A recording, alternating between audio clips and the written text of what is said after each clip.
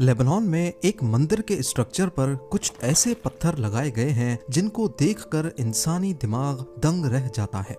एक एक पत्थर का वजन 3 ब्लू व्हेल्स जितना वजनी है और हैरत अंगेज तौर पे इनको बड़ी महारत से वन पीस में ना सिर्फ काटा गया बल्कि 1.5 किलोमीटर दूर से ट्रांसपोर्ट भी किया गया, वो भी हजारों साल पहले। लेकिन मिस्ट्री ये है कि आज तक इंसानों की कोई ऐसी सिविलाइजेशन नहीं गुजरी जो इतने बड़े पत्थर काटने के लिए मशहूर हो। क्या इतिहास में कोई ऐसी सिविलाइजेशन भी गुजरी है जिनके पास वो नॉलेज थी जो आज हमारे पास नहीं? इन पत्थरों की जांच पड़ताल के लिए जर्मन आर्कियोलॉजिस्ट की एक टीम ने पत्थर की उस कान पर एक्सकवेशंस करना शुरू की जहां से ये पत्थर लाए गए थे। वहां आज भी एक इनकम्प्लीट पत्थर मौजूद है जिसका वजन 1200 टन बताया जाता है, यानी करीब 4 बोइंग 747 जितना। यहाँ खुदाई करने के बाद आर्कियोलॉजिस्ट को जमीन के अंदर कुछ ऐसे सबूत मिले जिन पर यकीन लाना काफी मुश्किल है। ज़ेम टीवी की वीडियोस में एक बार फिर से खुशामदीद। नाजरीन, लेबनान की बिका वैली के ईस्ट में बालबेक नामी शहर है जहां रोमन एम्पायर के कुछ खंडरात को दुनिया भर से लोग देखने आते हैं। पर मजे की बात यह है कि ऊपर से दिखने वाले ये खंडरात बने तो रोमन एम्पायर के दौर में थे, लेकिन इसके नीचे आर्कियोलॉजिस्ट को कुछ ऐसे सबूत मिले हैं जिनका रोमन एम्पायर के साथ कोई कनेक्शन नहीं है, कम से कम अभी तक तो नहीं। यहाँ एंशियंट रोमन्स का बनाया गया एक मंदिर है जिसे टेम्पल ऑफ जुपिटर कहा जाता है। ये मंदिर आज भी रोमन एम्पायर के आर्किटेक्चर और उनके हुनर की आला तरीन मिसाल है। पर इस मंदिर की कंस्ट्रक्शन के नीचे बहुत बड़े पत्थरों की फाउंडेशन पाई गई है। पहले तो ये समझा जाता था कि शायद ये वन पीस में नहीं है बल्कि छोटे छोटे पत्थरों को बड़ी महारत से ऐसे जोड़ा गया कि ये एक ही लगे, लेकिन मुख्तलिफ टेस्ट्स करने के बाद ये बात कंफर्म हो गई कि ये कुछ और नहीं बल्कि एक ही जायंट पत्थर है। ये पत्थर, जिन्हें बाद में ट्रिलिथॉन्स का नाम दिया गया, एक एक की लंबाई 62 फीट, ऊंचाई 14 फीट और 12 फीट मोटे हैं। हैरत अंगेज तौर पे सिर्फ एक पत्थर का वजन 900 टन है। इतने बड़े पत्थर को एक्यूरेट ब्लॉक में काटना और उसको 30 फीट ऊपर उठाकर रखना इंसानी इतिहास में शायद पहली बार किया गया था।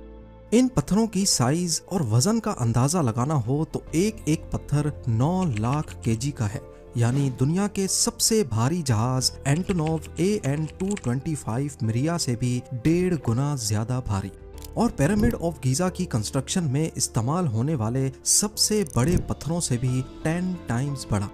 इनके इतने बड़े साइज के बावजूद इन पत्थरों को किसी न किसी तरह कान से यहाँ तक ट्रांसपोर्ट किया गया, जो यहाँ से करीब 1.5 किलोमीटर दूर है, और फिर हेलियोपोलिस कॉम्प्लेक्स के 400 टन के ब्लॉक्स के ऊपर रखा गया, जिसके ऊपर बाद में कॉम्प्लेक्स की दीवारों को छोटे छोटे ब्लॉक्स रख कर खड़ा किया गया। जिस एक्यूरेसी से इन पत्थरों को काट कर जोड़ा गया वो वाकई काफी गैर मामूली काम है, खास तौर पर उस दौर के लिए जब मॉडर्न मशीनरी का तस्वुर करना भी मुश्किल था, क्योंकि इनके बीच में कागज जितना फासला भी नहीं है। रोमन स्ट्रक्चर्स में देखा जाए तो उनका फोकस खूबसूरती पे होता था, वो अपनी कंस्ट्रक्शन स्किल्स दुनिया को दिखाना चाहते थे। लेकिन इसके बरक्स ट्रिलिथॉन्स को दिखाने के लिए नहीं बल्कि दफनाने के लिए यहाँ रखा गया था, क्योंकि फाउंडेशन का ये हिस्सा पहले जमीन के अंदर दफन था। ये देखने के बाद जहन में एक सवाल आता है कि कोई सिविलाइजेशन अगर इतना बड़ा कारनामा अंजाम देती है तो वो उसको छुपाएगी ही क्यों? एंशियंट रोमन्स, जो अपनी हर स्किल का रिकॉर्ड रखने के लिए मशहूर जाने जाते हैं, इन ट्रिलिथॉन्स को कान से लेकर आने और इसको उठाने के बारे में रोमन डॉक्यूमेंट्स में इसका कहीं भी जिक्र क्यों नहीं है? इससे जाहिर होता है कि इस साइट की कंस्ट्रक्शन पूरी तरह एंशियंट रोमन्स ने नहीं की, बल्कि इन्होंने बनी बनाई फाउंडेशन के ऊपर अपना मंदिर खड़ा किया। इसके अलावा हिस्टोरियंस के मुताबिक रोमन्स के पास जो सबसे बड़ी क्रेन मौजूद थी वो सिर्फ 60 टन का वजन उठा सकती थी, जिसकी वजह से ये इंतहाई नामुमकिन है कि वो इन 900 टन वजनी पत्थर को उठा सके। और रोमन्स जिन पत्थरों को भी क्रेन से उठाते उसके बीच में वो एक खास शक्ल का सुराख करते थे जिसे लुइस होल्स कहते हैं, पर ऐसे कोई सुराख हमें ट्रिलिथॉन्स में नहीं मिलते।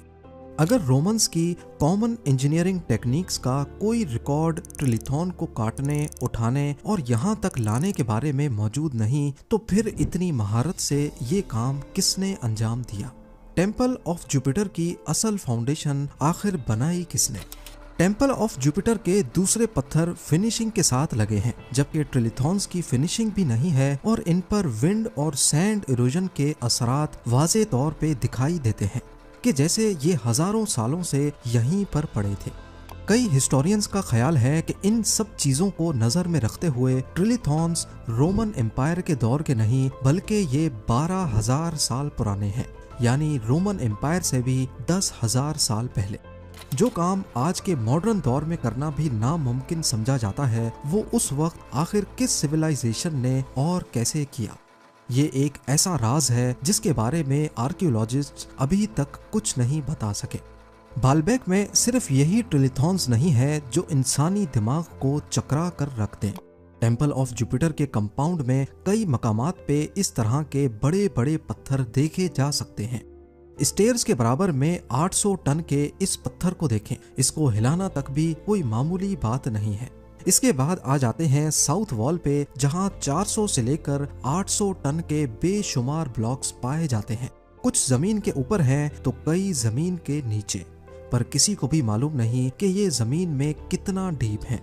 इसके बीच की फिटिंग बड़ी सफाई के साथ की गई है और बॉर्डर पे बनी ये लाइन 1 मिलीमीटर से भी छोटी है। ये देखने के बाद ये काम और ज्यादा पेचीदा दिखाई देता है। इन पत्थरों के सरफेस पे कुछ अजीबो गरीब निशानात मौजूद हैं, जैसे आजकल की मॉडर्न माइनिंग मशीनरी की वजह से पत्थरों पे बनते हैं। इन निशानात की लंबाई करीब 10 फीट तक है और ये एक दूसरे से बिल्कुल पैरेलल है। पुराने कदीम दौर के टूल्स की बात की जाए तो इनमें से कोई ऐसा नहीं है जो इस किस्म के निशानात बना सके। कम से कम हिस्टोरियंस के रिकॉर्ड पे तो ऐसा कोई टूल नहीं है। इस तरह के टूल मार्क्स चाइना में यानशान क्वारी के पत्थरों पर भी देखे गए हैं। यहाँ पर एक 16,000 टन वजनी पत्थर का ब्लॉक मौजूद है, जिस पर ठीक उसी तर्ज पे वैसे ही निशानात हैं जैसे बालबेक के पत्थरों पर हैं। इसी तरह जॉर्डन के कदीम शहर पेट्रा में भी ऐसे ही निशानात देखे गए हैं। पहाड़ के पत्थरों को काटकर ये शहर भी कम से कम 2300 साल पहले बनाया गया था। कंपैरिजन किया जाए तो ये निशानात आजकल की मॉडर्न मशीनरी जैसे ही हैं, यानी ज़माना कदीम में भी ऐसी टेक्नोलॉजी थी जो मॉडर्न मशीनरी की तरह पत्थरों को काट सकती थी। पर जाहिर है इसका कोई ठोस सबूत अभी तक हिस्टोरियंस के पास नहीं है। अब आ जाते हैं उस कान पर जहां से असल में ये बालबेक के पत्थर लाए गए थे, जिनमें ट्रिलिथॉन्स भी शामिल हैं। Baalbek quarry temple of Jupiter से करीब 1.5 किलोमीटर दूर है और ये एक लाइम स्टोन की कान है। यहाँ पर कुछ आधे कटे हुए पत्थर अभी तक मौजूद हैं। ये ज्यादा हैरानकुन है क्योंकि ये टेम्पल ऑफ जुपिटर और कॉम्प्लेक्स में लगाए गए पत्थरों में सबसे बड़े हैं। कान पे ये आधा कटा हुआ पत्थर प्रेग्नेंट वुमेन के नाम से जाना जाता है। इसका ये नाम कैसे पड़ा, इसके बारे में कई कहानियां मशहूर हैं। 68 फीट लंबा, 14 फीट ऊंचा और 14 फीट मोटा। एरिया के हिसाब से इसका वजन 1200 टन कैलकुलेट किया गया है। ये पत्थर एक एंगल पे पड़ा हुआ है, जबकि इसका निचला हिस्सा अभी भी कान के पत्थर से जुड़ा हुआ है। जिन्होंने भी इसको इस शेप में काटा है, उनको इसका निचला हिस्सा अलग करने का मौका नहीं मिला और शायद बीच में ही उनको ये काम छोड़ना पड़ गया, वरना शायद ये पत्थर भी आज हमें टेम्पल ऑफ जुपिटर की साइट पर ही नजर आता। इस पत्थर के बॉटम पर आज भी उसी तर्ज के निशानात मौजूद हैं जो टेम्पल ऑफ जुपिटर के दूसरे पत्थरों पर देखे गए हैं। स्विट्जरलैंड के यांगफ्राउ पार्क में प्रेग्नेंट वुमेन स्टोन का एक मॉडल रखा गया है, जिसके गिर्द कुछ मॉडर्न क्रेन्स के मॉडल्स खड़े किए गए हैं। दिखाने का मकसद सिर्फ इतना है कि प्रेग्नेंट वुमेन स्टोन को अगर आज के दौर में भी उठाना हो तो करीब 20 क्रेन्स मिलकर ये काम कर सकती हैं। वो भी सिर्फ तब जब पत्थर के आसपास 50-60 फीट तक क्रेन्स खड़े करने की जगह हो। पहले प्रेग्नेंट वुमेन स्टोन आधा जमीन के अंदर धसा हुआ था, लेकिन 2014 में आर्कियोलॉजिस्ट की एक टीम ने यहाँ एक्सकेवेशन की तो मालूम पड़ा कि जमीन के अंदर भी ये कान से अलग था। सिर्फ इस ब्लॉक का बॉटम आज भी कान से जुड़ा हुआ है। यानी हजारों सालों तक ऐसे ही पड़े रहने की वजह से मिट्टी की लेयर ने इसे जमीन के अंदर धंसा दिया था। साइंसदानों का मानना है कि मिट्टी की लेयर का सिर्फ 1 इंच तकरीबन 80 से 100 सालों के दरमियान जमा होता है। प्रेग्नेंट वुमेन स्टोन की पुरानी पिक्चर्स में देखा जाए तो तकरीबन ये 10 फीट तक अंदर धंसा हुआ है, यानी 120 इंच। लिहाजा अगर 1 इंच 80 साल के बराबर है तो 120 इंच जमा होने में 9600 साल लगेंगे, लगभग 10,000 साल। इतना पहले स्टोन एज में इंसान इतने चैलेंजिंग टास्क करने के काबिल थे, ये सोचना और समझना काफी मुश्किल है।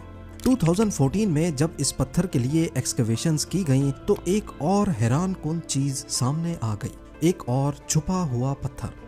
ये पत्थर प्रेग्नेंट वुमेन के बिल्कुल बराबर में जमीन के अंदर धंसा हुआ है, जो एस्टिमेट्स के मुताबिक 1650 टन वजनी है। फॉरगॉटन स्टोन के नाम से पहचाना जाने वाला किसी भी कान से निकाला हुआ ये दुनिया का सबसे बड़ा पत्थर का ब्लॉक है। ये तो सिर्फ ब्लॉक का वो हिस्सा है जो ऊपर ऊपर से ही नजर आ गया। कान के अंदर कितना डीप और क्या क्या छुपा है इसके बारे में फिलहाल कुछ भी नहीं कहा जा सकता। ये पत्थर आज के साइंटिस्ट्स, जिनमें इंजीनियर्स और आर्कियोलॉजिस्ट भी शामिल हैं, के लिए एक मिस्ट्री बना हुआ है।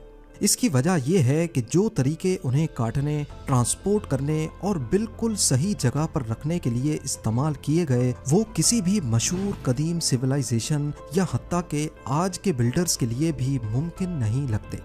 इसके अलावा इस कान से बाल्बेक तक का सफर पहाड़ की वजह से ना सिर्फ ऊपर की तरफ है बल्कि काफी खुरदरा भी है। ऐसा कोई सबूत भी नहीं मिला कि कदीम दौर में इन पत्थरों की ट्रांसपोर्ट के लिए कोई सीधा रास्ता बनाया गया हो जिससे पत्थरों को खींचना आसान होता हो। ना सिर्फ इतना, बाल्बेक की साइट पर ये बोझल पत्थर पहुंचाने के बाद इनको इतनी बारीकी से कैसे उठाया गया होगा।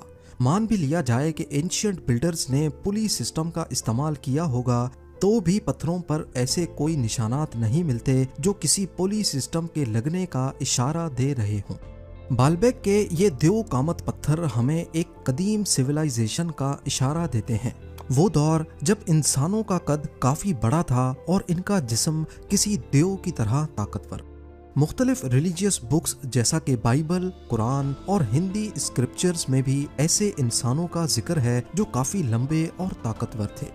इनके पास ऐसी पावर्स थीं जो किसी फिक्शन मूवीज में सुपर ह्यूमंस के पास होती हैं। मुख्तलिफ बुक्स में इनको अलग अलग नाम दिए गए हैं, जैसा कि बाइबल में इनको नेफिलिम कहा गया है। कहीं पर इनका कद 450 फीट्स बताया गया है तो कहीं पर 100 फीट्स तक। और उन सिविलाइजेशन के लिए शायद बाल्बेक के पत्थरों को उठाना इतना मुश्किल काम नहीं था। उम्मीद है जेम टीवी की ये वीडियो भी आप लोग भरपूर लाइक और शेयर करेंगे। आप लोगों के प्यार भरे कमेंट्स का बेहद शुक्रिया। मिलते हैं अगली शानदार वीडियो में।